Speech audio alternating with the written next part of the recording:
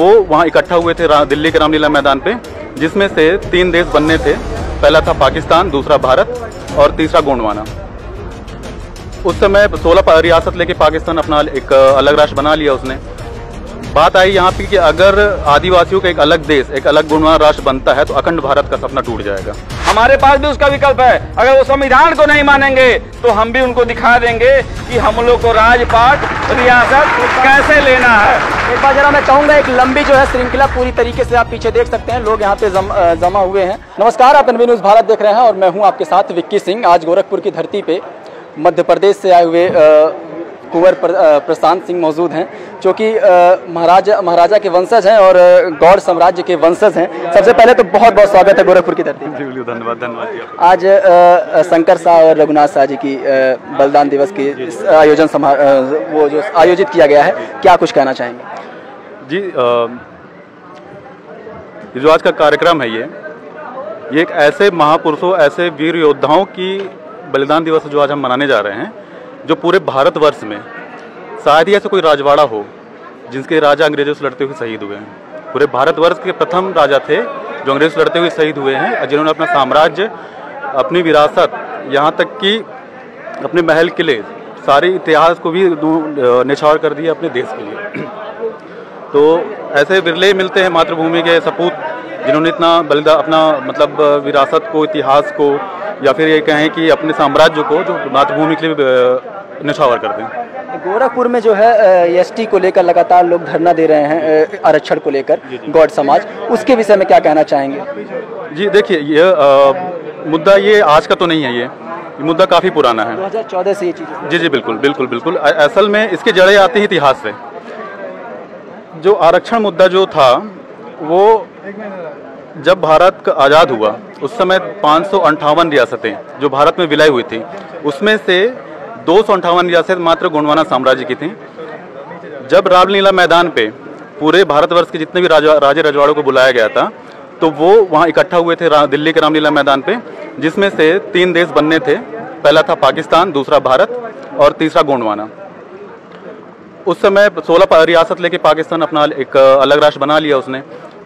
बात आई यहाँ पे कि अगर आदिवासियों का एक अलग देश, एक अलग गोंडवाना राष्ट्र बनता है तो अखंड भारत का सपना टूट जाएगा।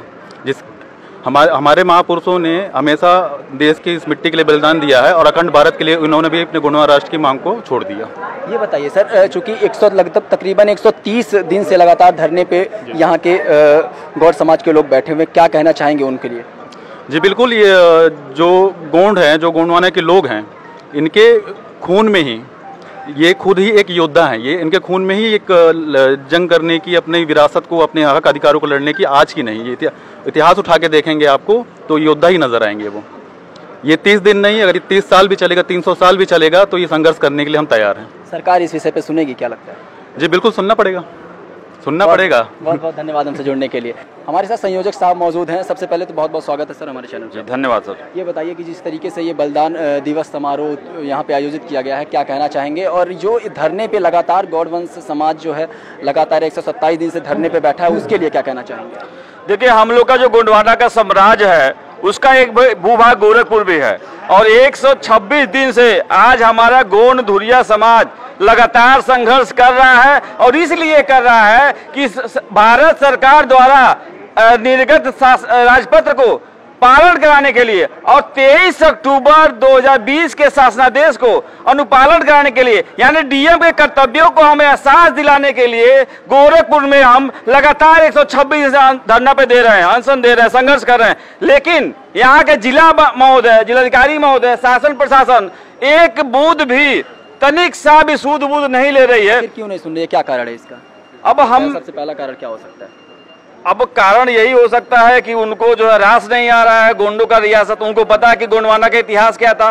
258 स्टेट हम रियासत थी हम लोग की, 258 स्टेट के मालिक हैं हम लोग। अगर इनको थोड़ा सा फैसिलिटी दे देंगे तो अपना राजपाट मांगने लगेंगे, अपना साम्राज्य मांगने लगेंगे। इसीलिए ये अनुच्छेद 5, अनुच्छेद 6 से डरते हैं ये कि अगर जो आज ये एसटी साबित हो जाएंगे तो कल को अनुच्छेद 5 की मांग करेंगे, अनुच्छेद 6 की मांग करेंगे। इसलिए कहीं न कहीं ये मनवादी सरकार हम लोग को इस सुविधा से दूर रखना चाहती है। सुने की सरकार की नहीं सुने, क्योंकि 126 दिन एक लंबी अवधि होती है धरना देने। अगर वो संविधान को मानते हैं, संवैधानिक कार्रवाई को मानते हैं, तो उनको सुनना ही पड़ेगा। लेकिन अगर संविधान को दरकिनार करके वो कहते हैं हम नहीं देंगे, तो हमारे पास भी उसका विकल्प है दोस्तों, हमारे पास भी उसका विकल्प है। अगर वो संविधान को नहीं मानेंगे तो हम भी उनको दिखा देंगे कि हम लोग को राजपाट रियासत कैसे लेना है।